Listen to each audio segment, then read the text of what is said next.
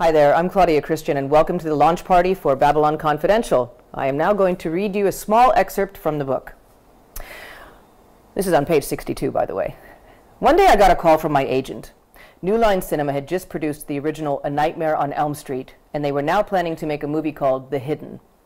They're recasting the role of the alien-possessed stripper. It's the only female role in the movie. It's light on dialogue, but you get to shoot machine guns. I went along to audition, but I knew I was in trouble when I read that one of Brenda Lee Van Buren's essential character attributes was that she be big-busted.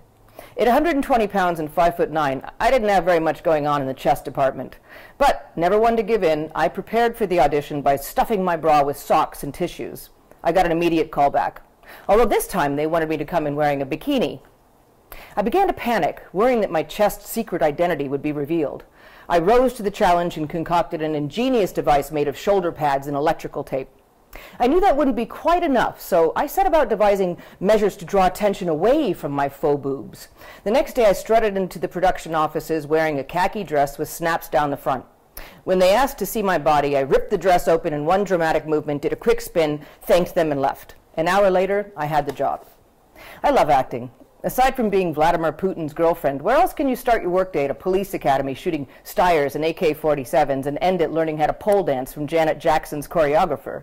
The guns I was good at, but the pole dancing, I had no natural ability in that department. The choreographer did her best and then threw her hands up in frustration and sent me to some men's clubs to see experts in action.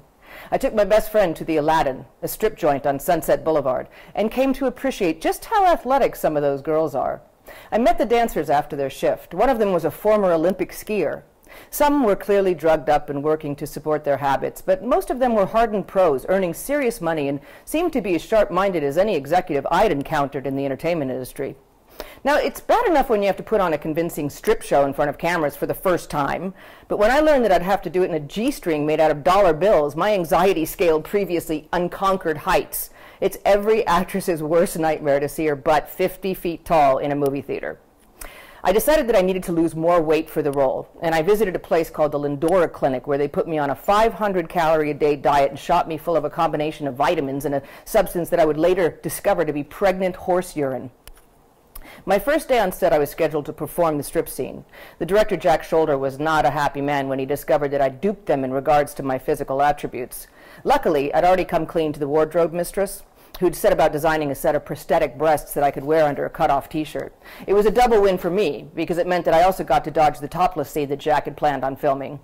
Working with Kyle MacLachlan was very exciting. By then he'd starred in the David Lynch movies Blue Velvet and Dune. Both he and Michael Nuri were total gentlemen, a real pleasure to work with, and the rest of the film went without a hitch. Well, mostly. I guess you're just going to have to get the book to find out what happened. Thanks for joining us, guys. Bye.